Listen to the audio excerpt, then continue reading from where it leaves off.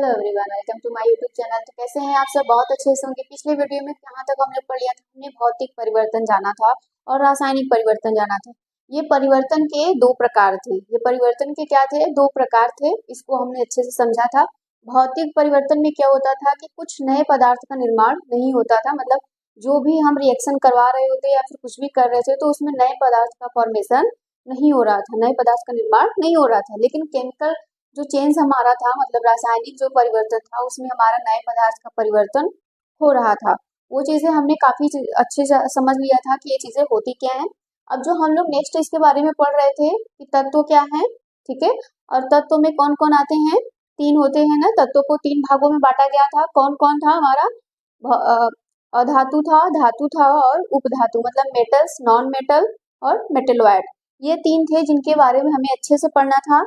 तो तत्व क्या होते थे? तत्व को भी हमने जाना था। तत्व क्या होते थे? तत्व भी आप जान लिए थे कि वो क्या होता है, कि आप बता सकते हो? पदार्थ का वह मूल कण होता है जिसे रासायनिक अभिक्रिया द्वारा बदला नहीं जा सकता, या फिर आप बोल सकते हो कि उसे और भी विभाजित नहीं किया जा सकता था। इस तरीके की हम लोग बातें किए थे इसमें, और इनको तीन भागों में जैसे बांटा गया था कि तत्वों में क्या होता है, तो बता सकते थे तुम क्या था? धातु था, अधातु और उपधातु, ऐसे करके कुछ थे। अभी बात ये आती है कि धातुएं क्या होती है। मेटल्स की बात हो रही है कि मेटल्स क्या है। अगर मेटल्स की बात की जाए कि मेटल्स क्या है, तो तुम यही बताते हो कि जैसे ये तुम्हारे पास धातु है, ठीक, मेटल। अगर हम लोग मेटल्स की बात करते हैं, ठीक, धातु की बात करते हैं, तो सबसे पहले ये होता है कि हमारे पास धातुएं कितनी होती हैं। अब धातु में तुम जनरली देखते हो कि सोना, चांदी, ये सब। इसके अलावा भी धातु होते हैं, लेकिन हमें बहुत अच्छे से पता नहीं होता है। फिर भी हम लोग कॉमन सेंस में ये जानते हैं कि धातुएं क्या होती हैं, जैसे सोना और चांदी। अगर मैं सोने और चांदी की बात करूँ तो उसको तुम लोग रोज देखते हो और बता भी सकते हो कि क्या होता है। सबसे पहले तो ये बोल सकते हो कि वो कठोर होते हैं, है ना। लेकिन एक्सेप्शन हर जगह है। तो यहाँ पे कुछ पढ़ाया जाएगा कि सबसे मुलायम धातु भी कौन है और कठोर भी कौन है, ये सारी चीजें होगी। फिर उसके बाद तुम ये जानते हो कि उनमें धातुओं में चमक भी होती है। क्या होती है वो? उनमें चमक होती है, उनमें धात्विक गुण पाया जाता है, उनमें क्या होती है?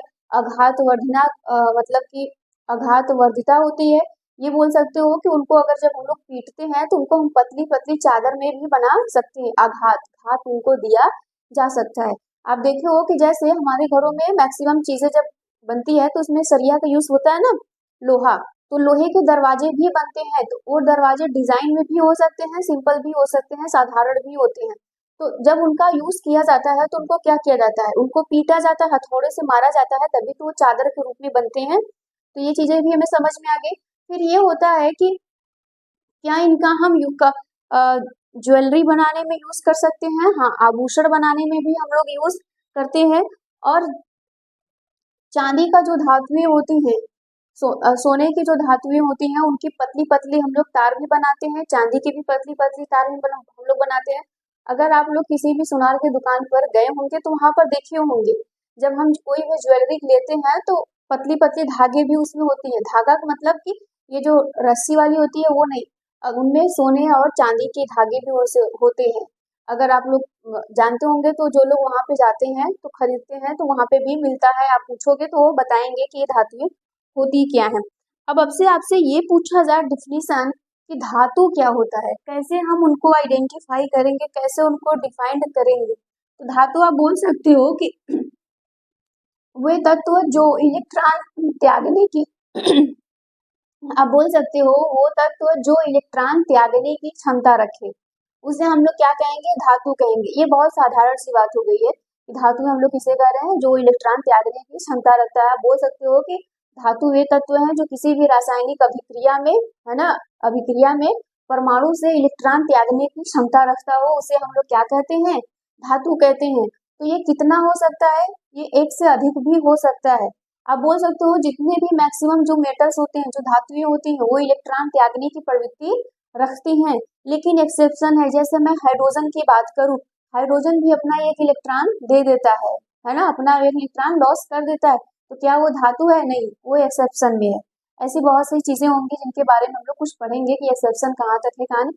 लेकिन आपके 9th के बेस पे बहुत ज्यादा इसमें डिटेल नहीं है, तो हम लोग बहुत ज्यादा नहीं पढ़ेंगे, लेकिन जितना है उतना काफी अच्छे से उसको पढ़ेंगे। तो धातु क्या होता था, तो उसका डिफिनीशन आप क्या लिखोगे, लिखोगे धातु वे तत्व हैं, धातु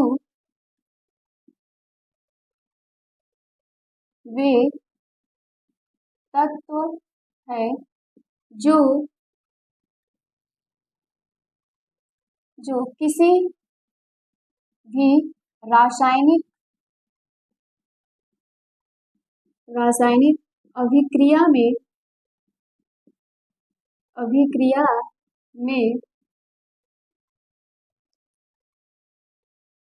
अपने परमाणुओं में से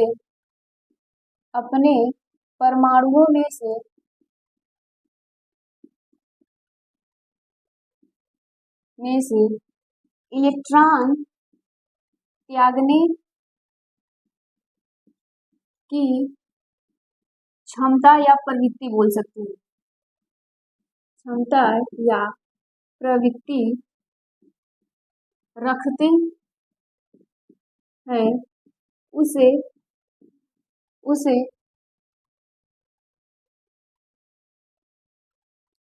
धातु कहते हैं।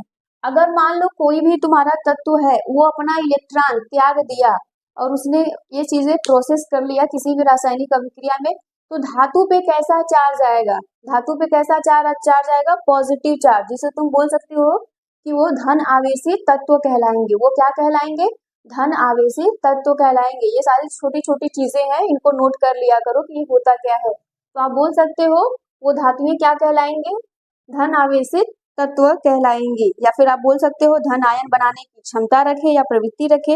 एग्जाम्पल भी क्या हो सकते हैं, एग्जाम्पल उदाहरण के लिए भी बहुत सारे हैं तुम्हारे पास, ऐसे बहुत सारे उदाहरण तुम लिख सकते हो, जैसे सोना, चांदी, ये सारे धातुएं हैं। और भी सोडियम। अब देखो सोडियम ये है कि अगर यही तुम 10th पे रहते तो सोडियम इंपॉर्टेंट हो जाता। 1 मार्क्स में क्वेश्चंस पूछे गए हैं कई बार यूपी बोर्ड में कि सबसे मुलायम धातु कौन सा है, ऑप्शन में बहुत सारी रहेंगे, तो सबसे मुलायम कौन है, सोडियम है, जिसको हम चाकू से भी काट सकते हैं, है ना, जिसको हम चाकू से काट सकते हैं। और सोडियम को ही किस में रखा जाता है, बताओ, केरोसिन में, मिट्टी के तेल में। अगर वो मिट्टी के तेल में नहीं रखा जाएगा तो वो क्या करेगा, बाहर वातावरण में जाएगा। तो तुम जानते हो कि ऑक्सीजन में जब होता है तो हम उसको क्या बोलते हैं, या तो वायु बोले, या तो ऑक्सीजन या नमी। अगर ये तीनों कंडीशन आएगी तो भी हम O2 ही लगाएंगे। अगर मान लीजिए कभी भी कोई रिएक्शन दे रहा है तो उसमें आप बोल सकता है कि सोडियम किसके साथ रिएक्शन किया, नमी के साथ, तो वहां पे ऑक्सीजन ही होगा। नमी का सेंस क्या मतलब है, ऑक्सीजन, ठीक। तो यहाँ पर यही है कि अगर उसको हम मिट्टी के तेल में नहीं रखेंगे तो ये तुरंत रिएक्शन कर ले जाएगा। अगर यही आप 10th में रहोगे तो आप पढ़ोगे वहां पे कि सीरीज क्या होती है ना, रिएक्टिविटी सीरीज। आप बोल सकते हो सक्रियता श्रेणी। तो सोना, चांदी, पोटेशियम,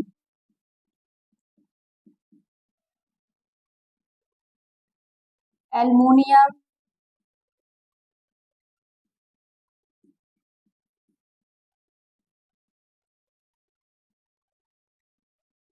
ऐसे बहुत सारे करके आएंगे, तुम उनको पढ़ सकते हो। मैंने बताया भी है कि तत्व कितने हैं और उसमें से कितने हो सकते हैं। तुम ये सारी चीजें पढ़ लेना, यहाँ पे सोना, चांदी, सोडियम, पोटेशियम, एल्युमिनियम, है ना, ये सारी चीजें होती हैं। अब बात करते हैं इनके गुणों के बारे में, या फिर धातुओं के लक्षण। इनके लक्षण क्या क्या हैं, हेडिंग बनाओ, धातुओं के लक्षण। अगर यहाँ पे लक्षण की बात की जाए तो ये तुम बता सकते हो कि उनके अंदर क्या क्या लक्षण आते हैं, क्या क्या उनकी प्रवृत्ति है, लक्षण है। तो यहाँ पे क्या, सबसे पहले क्या बोलोगे कि ये चमकीले होते हैं। ये ज्यादातर क्या होंगे, धातुएं चमकते हुए दिखाई देंगे, है ना। तो यहाँ पर आप लिखोगे पहला, ये चमकीले चमकीले होते हैं। नेक्स्ट क्या बोलोगे, ये कैसे होते हैं, ये चांदी जैसे सफेद, चांदी को देखा है, यह चांदी जैसे सफेद, यह चांदी जैसे सफेद तथा सोने जैसे पीले, सोना देखे हो ना वो पीला थोड़ा होता है, सोने जैसा पीला होता है। ठीक। और ये कैसा हो सकता है? खास बात ये होती है कि जो धातुएं होती हैं वो ताप एवं विद्युत का क्या होता है? सुचालक की कुचालक सुचालक होता है, कंडक्ट करने का काम करता है। अगर चांदी है, कोई भी चांदी पहना और तुम उसे क्या कर दो, करंट लगा दो, ये ज्यादा तेज हो जाएगा, उसकी बॉडी में कर जाएगा रिएक्शन, है ना, मतलब तुम बोल सकते हो कि उसको करंट ज्यादा तगड़ा लगेगा। अगर वही लकड़ी पहना हो तो नहीं, है ना। तो यहाँ पे क्या बोल सकते हो, ये ताप को, जैसे ताप की मैं बात करूँ तो लोहा, लोहे को तुम गर्म करते हो तो देखते हो तुम पहला हिस्सा मतलब उसका अगला छोर तुम गर्म कर रहे होते हो और धीरे धीरे उसका पिछला हिस्सा भी गर्म होने लगता है। क्यों गर्म होने लगता है बताओ? क्योंकि ये सुचालक का काम है। और तुमने फर्स्ट चैप्टर में पढ़ा ही होगा कि क्या होते हैं पदार्थ में के, जो पदार्थ के कण होते हैं वो क्या करते हैं, कंटिन्यूअस मूव करते हैं, इसलिए ये ऐसा होता है। तो यहाँ पे तुम लिख सकते हो कि जो धातुएं होती हैं ये ताप एवं विद्युत का सुचालक होता है। ठीक है। फिर ये तन्य होते हैं, मतलब कि ये क्या होता है, तन्य बोल सकते हो ना, इनमें तन्यता पाई जाती है। इनमें तन्यता क्या होगा, पाई जाती है। जैसे हम लोग सोने चांदी को ले लिया, किसी चीज को ले लो, उनको पीटते हैं तो उनकी पतली चादर भी बना सकते हैं। और तुम जानते हो कि सोने को अगर तुम 1 ग्राम सोना ले रहे हो तो उसको तुम जब तानोगे तो वो 2 किलोमीटर की दूरी तय कर लेगा, इतनी उनमें होती है ना। तो इनमें क्या पाया जाता है, तन्यता। तुम यहाँ लिख सकते हो ये तन्य होते हैं, ये तन्य होते हैं। फिर नेक्स्ट में क्या लिखोगे, ये ध्वनि भी उत्पन्न करते हैं। तुमने देखा होगा जब हम किसी भी धातु को चोट पहुंचाते हैं तो उनमें से एक साउंड आती है जिसको हम लोग क्या कहते हैं, सोनोरस साउंड, जिसको क्या कहा जाता है, सोनोरस। उसको इंग्लिश में भी यही बोला जाता है, हिंदी में भी यही सोनोरस ही लिखोगे। तो लिखोगे यह ध्वनि ध्वनि उत्पन्न करते हैं। ठीक। इनमें क्या पाया जाता है, आघात वर्धनीयता होती है। ये आघात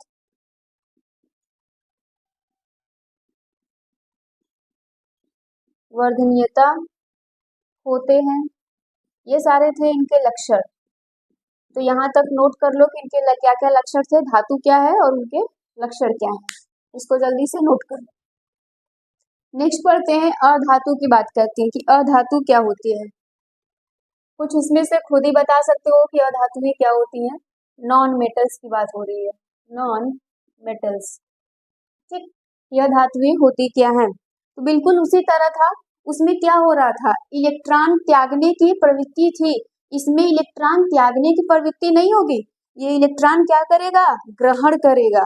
ये क्या करेंगे, ग्रहण करेंगे। तो आप बोल सकते हो वे तत्व जो इलेक्ट्रॉन ग्रहण करने की क्षमता रखे या प्रवृत्ति हो उनके अंदर, तो वो क्या कहलाएंगे, अधातु कहलाएंगे।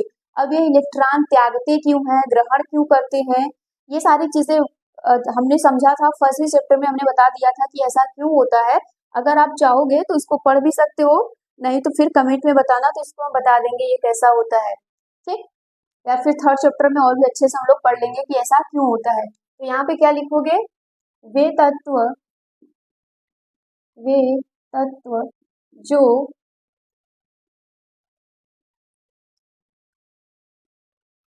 वे तत्व जो सामान्य अभिक्रिया, ठीक, सामान्य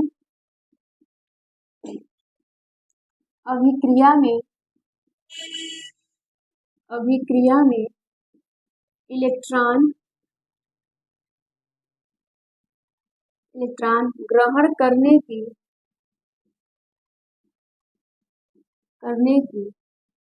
प्रवृत्ति रखते हो उसे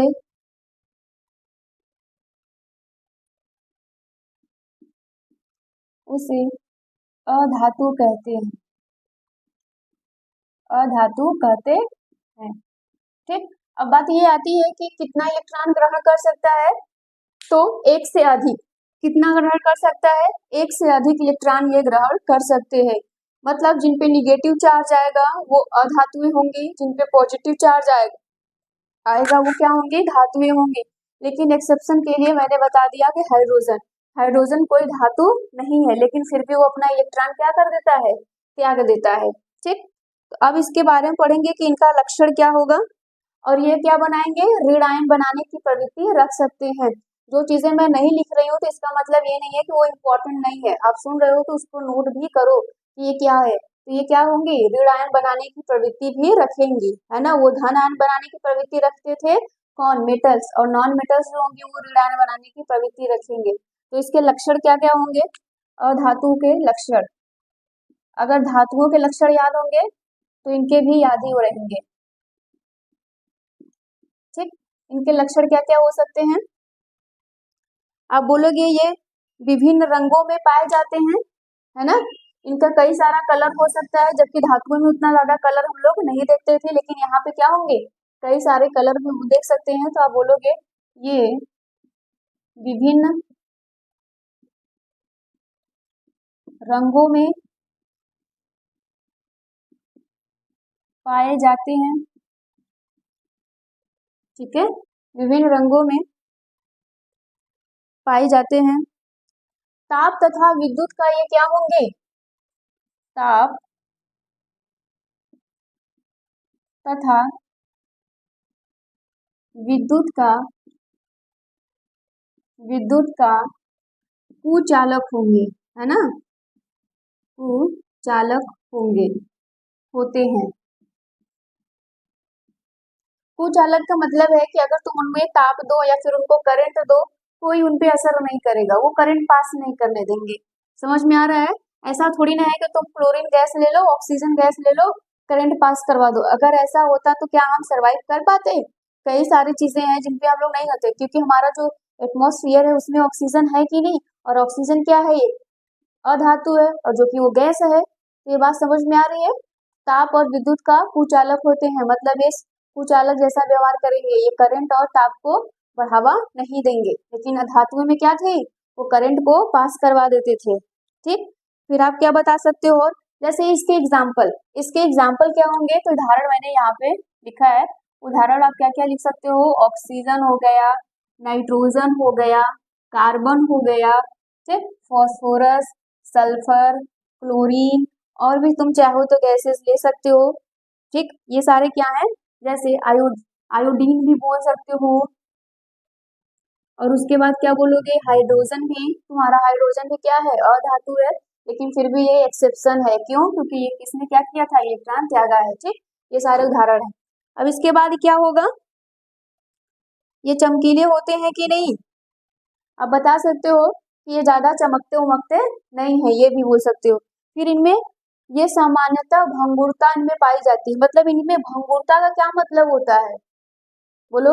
भंगुरता का मतलब ये होता है कि तुम जिनको तोड़ो या मोड़ो, है ना। अगर मान लो किसी वायर को हम लेते हैं और उसको मोड़ते हैं तो वो आसानी से मुड़ जाता है ना। या फिर वो कहीं ना कहीं से टूटेगा, तो एग्जैक्ट पोजीशन से टूटेगा। ऐसी चीजें हमें मिलती है।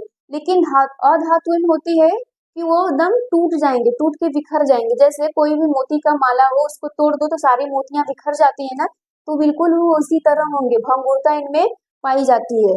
ठीक। तो यहाँ पर क्या लिखोगे? ये सामान्यतः भंगुर होते हैं, है ना। लंगुर मत लिख देना, ये भंगुर होते हैं। अब यहाँ पर मैंने क्या बोला था कि जितने भी धातुएं होंगी वो मैक्सिमम क्या रहती हैं? गैसीय अवस्था में रहती हैं। लेकिन एक्सेप्शन है, एक्सेप्शन। आयोडीन क्या है? एक गैस है, लेकिन वो ठोस अवस्था में रहता है। आयोडीन कहाँ रहता है? ठोस अवस्था में। जैसे हम लोग साधारण नमक की बात करें, NaCl, है ना, कॉमन सॉल्ट, तो उसमें आयोडीन मिलाया जाता है। वो लेकिन वो आयोडीन क्या रहता है, ठोस अवस्था में रहता है, तभी तो वो उसमें मिला रहता है नमक में। अब कुछ ये नहीं कहेंगे कि पूरा का पूरा नमक आयोडीन है, नहीं, नमक में आयोडीन मिलाया जाता है, NaCl, ठीक। इसीलिए हम लोगों को खराब वाली नमक नहीं खानी चाहिए। क्यों? क्योंकि उसमें ज्यादातर आयोडीन नहीं होता है, वो खराब अमाउंट में बना जाता है। जो अच्छी वाली नमक होंगी उनमें आयोडीन ज्यादा होगी, वो कम मात्रा में भी अच्छा देगा। तो यहाँ पे आप लिखोगे क्या कि आयोडीन, आयोडीन अधातु है,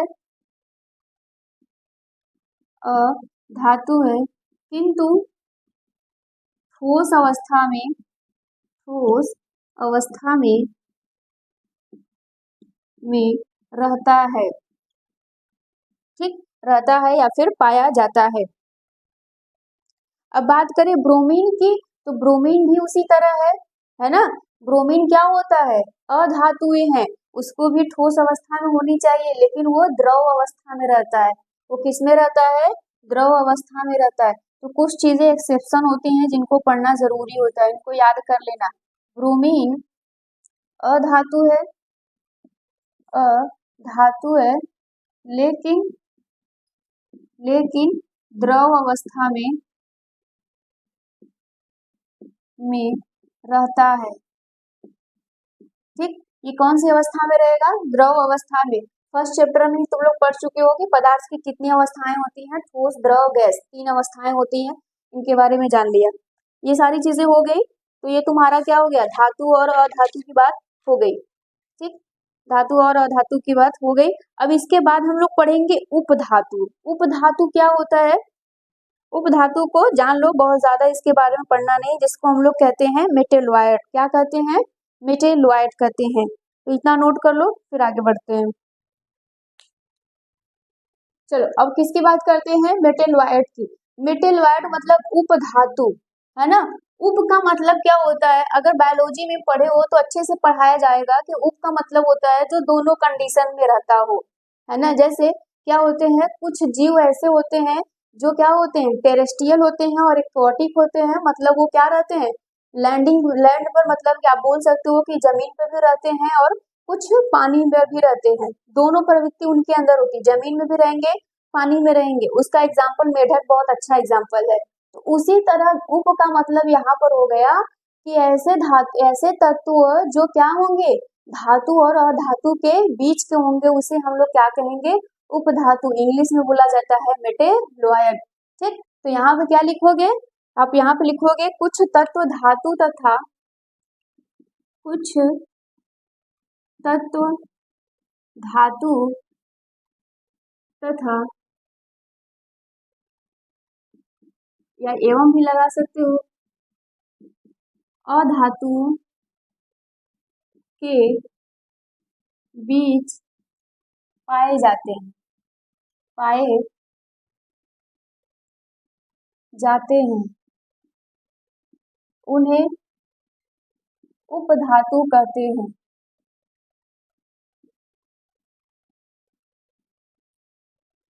ठीक। उन्हें क्या कहते हैं, उपधातु कहते हैं।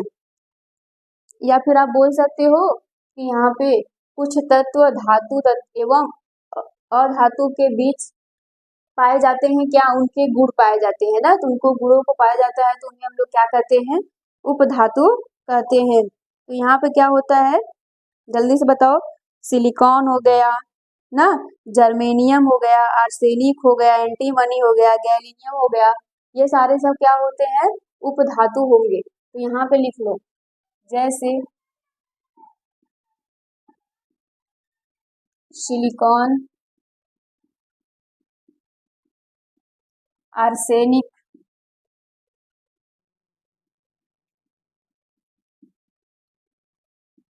ठीक, जर्मेनियम,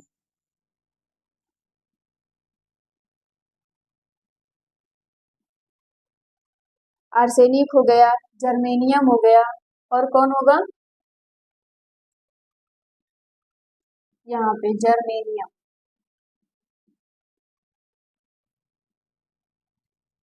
ठीक, जर्मेनियम हो गया।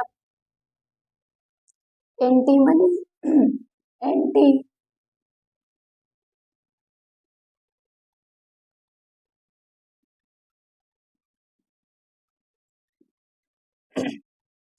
गैलियम, गैलियम, ये सब उपधातुएं हैं।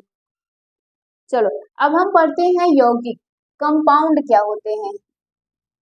यौगिक कंपाउंड किसे कहते हैं?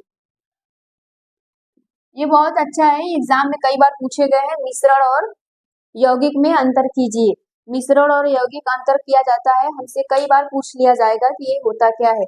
इसको जानते रहोगे तो बोल सकते हो। देखो ये सारे क्या किस वाले श्रेणी में आते थे? शुद्ध पदार्थों की श्रेणी में आते थे, तत्व और यौगिक।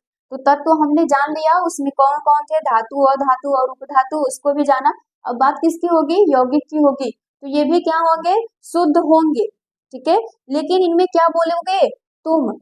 इसमें बोलोगे कि वे यौगिक क्या होते हैं? शुद्ध होते हैं, और ये एक से अधिक तत्वों के निश्चित अनुपात में बनते हैं ना। जो हमारा तत्व होगा वो निश्चित अनुपात में होगा, तो उसे हम लोग यौगिक कहेंगे। जैसे वाटर ले लो, वाटर की मैं बात करूं तो वाटर का फॉर्मूला क्या होता है? H2O, ठीक। ये क्या है? एक यौगिक है। ये क्या है? एक यौगिक है, और ये शुद्ध है, और ये क्या है? शुद्ध है, ठीक। अब ये इसमें कितने तत्व हैं? दो तत्व हैं, मतलब ऑक्सीजन है और हाइड्रोजन है। मैंने ये नहीं पूछा कि हाइड्रोजन के कितने परमाणु है, ये मैंने नहीं पूछा। बस इसमें मैंने पूछा कौन कौन तत्व है, तो हाइड्रोजन है और ऑक्सीजन है। ये दो तत्व हैं, लेकिन एक निश्चित अनुपात में है। तुम पानी जब भी देखोगे, जब भी बनाओगे, जब भी उसका फॉर्मूला लोगे, तो हाइड्रोजन 2 होना चाहिए, ऑक्सीजन 1 होना चाहिए। कार्बन डाइऑक्साइड की मैं बात कर लूं तो भी वही होगा। मतलब कि तुम जितने भी यौगिक लोगे, तुम हमेशा यही बोलोगे कि हम जो भी उनके परमाणु लेंगे या फिर जो उनके तत्व लेंगे, वो हमेशा निश्चित अनुपात में संयोग करके ही बनेंगे। वो क्या करेंगे? निश्चित अनुपात में बनेंगे। ऐसा नहीं है कि अगर हमें पानी बनाना है तो दो अलग अलग ले ले, कुछ नहीं होगा। अनुपात हमेशा निश्चित होना चाहिए, तो ये बात हमेशा याद रखना। लेकिन मिश्रण के लिए ऐसा कुछ नहीं था। मिश्रण के लिए तुम जितना मन करे, जो मन करे उतना ले लो। जब हम लोग क्या करते हैं, चीनी पानी का घोल बनाते हैं, तो हमारा जितना मन करता है हम अपने हिसाब से बनाते हैं, वो मिश्रण है, वो कोई यौगिक नहीं है। यौगिक शुद्ध होता है। यौगिक क्या होता है? शुद्ध होता है। मिश्रण क्या होता है? अशुद्ध होता है, ठीक। तो यहाँ पर हम लोग क्या लिखेंगे? अब लोग यौगिक की बात कर रहे हैं, तो यौगिक में क्या लिखोगे? ऐसा शुद्ध पदार्थ जो दो या दो से अधिक, लिखोगे ऐसा शुद्ध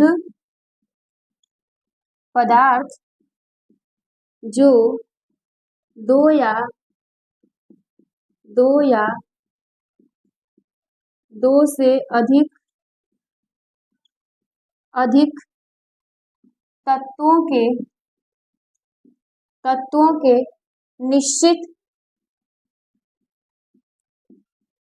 निश्चित अनुपात से निश्चित अनुपात के संयोग से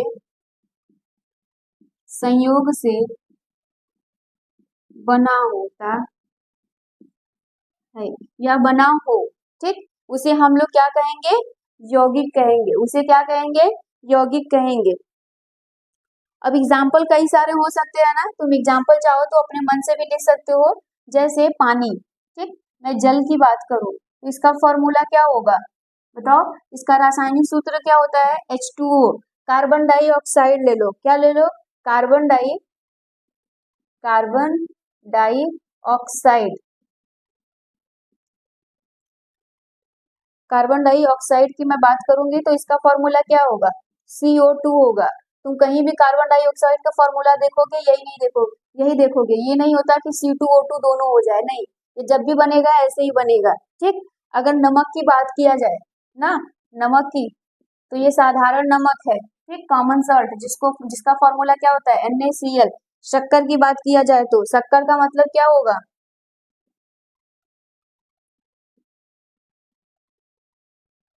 क्या होता है? C6H12O6। ये सब यौगिक हैं। ये सब क्या है? यौगिक हैं। तुम ग्लूकोज भी कह सकते हो। ये सारे यौगिक हैं। तुम चाहो तो और भी बना सकते हो। तो इतना नोट कर लो। अब लास्ट जो हमारा टॉपिक बचा है वो बचा है मिश्रण और यौगिक में अंतर। फिर इसके बाद ये चैप्टर खत्म हो जाएगा। इतना नोट करो। चलो अब हेडिंग बनाओ क्या, मिश्रण एवं यौगिक, मिश्रण एवं यौगिक में अंतर। दो कॉलम बना लेना, एक तरफ यौगिक एक तरफ क्या रहेगा, मिश्रण रहेगा। अब हमें ये लिखना है कि इसमें क्या होगा, तो मिश्रण में क्या बोल सकते हो, मिश्रण से इनके कणों को भौतिक विधि द्वारा हम लोग पृथक कर सकते हैं। आप बोल सकते हो कि जब हमारा मिश्रण बना होगा तो हम उनको भौतिक विधि द्वारा अलग कर सकते हैं। जैसे अगर मैं क्या करूं, चावल और दाल आपस में मिला दूं, उनके दाने कच्चा जो रहे उनको तुम अपने हाथों से निकाल सकते हो ना, ये तुम्हारा भौतिक विधि हुआ, ये तुम्हारा क्या हुआ, भौतिक विधि। लेकिन यौगिक में तुम ऐसा नहीं कर सकते, यौगिक में तुम्हें क्या करना पड़ेगा, रासायनिक विधि का यूज करना पड़ेगा, है ना, केमिकल टेक्निक का यूज करना पड़ेगा, बिना उसके तुम अलग नहीं कर सकते। ठीक है, तो यहाँ पे क्या लिखोगे, मिश्रण को भौतिक भौतिक विधि द्वारा पृथक, पृथक का मतलब क्या होगा, अलग, पृथक किया जा सकता है, पृथक किया जा सकता है, लेकिन यौगिक को नहीं। तो यहाँ पे क्या बोलोगे, यौगिक में इनके कणों को भौतिक विधि द्वारा पृथक नहीं किया जा सकता, नहीं किया जा सकता। ठीक है, ये होता है कि इनको हम अलग नहीं कर सकते। अब जैसे यहाँ पे क्या हुआ, एग्जाम्पल के लिए तुम भी लिख सकते हो इसमें, इनमें हम लोग क्या क्या कर सकते हैं, तुम एग्जाम्पल में जैसे यहाँ पे क्या लिख रहे थे, वाष्पन लिख लो, ऊर्ध्वपातन लिख लो, ये सारे हैं। फिर इसके बाद क्या है कि मिश्रण में उनके अवयवी कणों के सभी गुणधर्म समान पाए जाते हैं, उनमें क्या होंगे, सभी गुणधर्म समान पाए जाएंगे। दूसरा क्या लिखोगे, मिश्रण में इनके इनके या इसके अवयवी कण, इसके अवयवी कण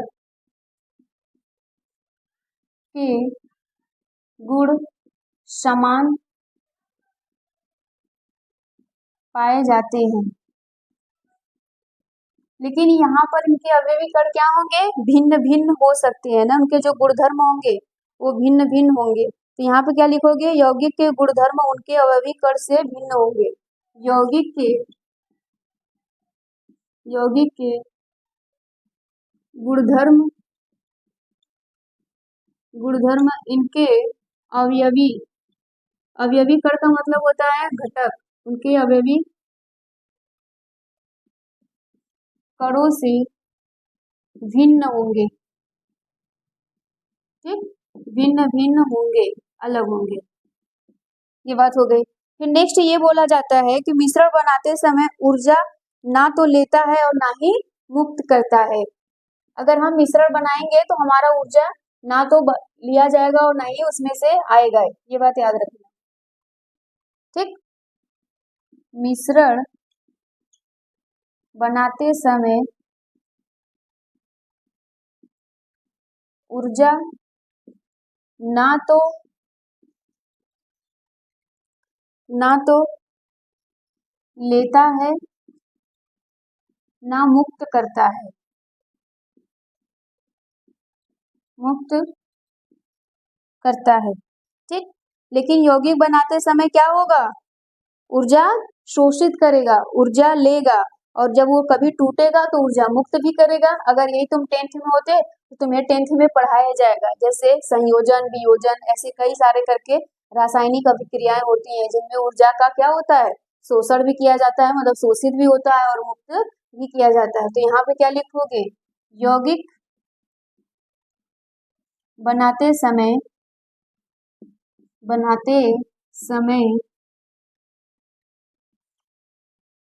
ऊर्जा किसके रूप में, उष्मा, किसके रूप में, उष्मा और प्रकाश। ठीक, ये और बड़े हो जाओगे तो करंट भी पढ़ोगे। ऊर्जा के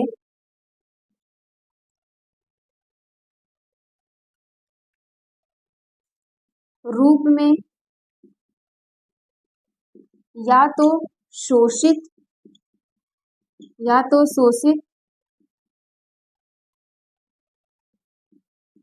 करेगा, ठीक, या तो मुक्त करेगा, मुक्त करेगा। ये सब पढ़ लेना, ये सब इम्पोर्टेंट है। नेक्स्ट होता है मिश्रण का संगठन निश्चित नहीं होता। ठीक, इनके द्रव्यमान का अनुपात भी निश्चित नहीं होता, मतलब कि इनको जब हम बनाएंगे तो इनका संगठन भी निश्चित नहीं होगा, इनका द्रव्यमान भी निश्चित नहीं होगा, लेकिन इसका क्या होगा, निश्चित होगा, यौगिक का। तो यहाँ पे नेक्स्ट क्या लिखोगे, मिश्रण का संगठन, रासायनिक संगठन की बात हो रही है, संगठन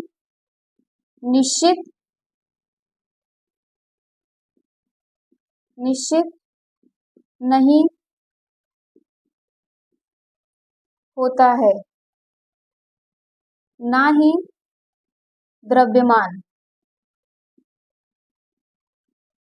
ठीक, ना तो इनका संगठन निश्चित होगा, ना तो द्रव्यमान, लेकिन यौगिक में क्या होगा, सब निश्चित होगा, इनका संगठन भी निश्चित होगा, द्रव्यमान का अनुपात भी निश्चित होगा। तो लिखोगे यौगिक में संगठन एवं द्रव्यमान का अनुपात निश्चित होता है। ये सारी चीजें क्या होंगी, इनमें निश्चित होगी। नेक्स्ट क्या होगा, मिश्रण का गलनांक, क्वथनांक एवं घनत्व निश्चित नहीं होता है। इसका क्या होगा, ना तो गलनांक निश्चित होगा, ना तो क्वथनांक निश्चित होगा, ना तो घनत्व निश्चित होगा, लेकिन इसके में यौगिक में क्या होगा, सब निश्चित होगा। क्या होगा, सब निश्चित होगा। तो ये चैप्टर तुम्हारा खत्म हो चुका है। अब तुम्हारा काम क्या है, एनसीईआरटी के सारे प्रॉब्लम सॉल्व करो, नोट्स बनाओ, उसको पढ़ो, प्रैक्टिस कर लो सारे क्वेश्चंस के आंसर कैसे देने हैं। अगर नहीं आ रहा है तो फिर क्या करना है, कमेंट में बताना है कि आंसर ये हमें समझ में नहीं आ रहा है, या फिर कोई क्वेश्चंस नहीं समझ में आ रहे हैं। ठीक, तो आज के लिए इतना ही रहने देते हैं। Thank you.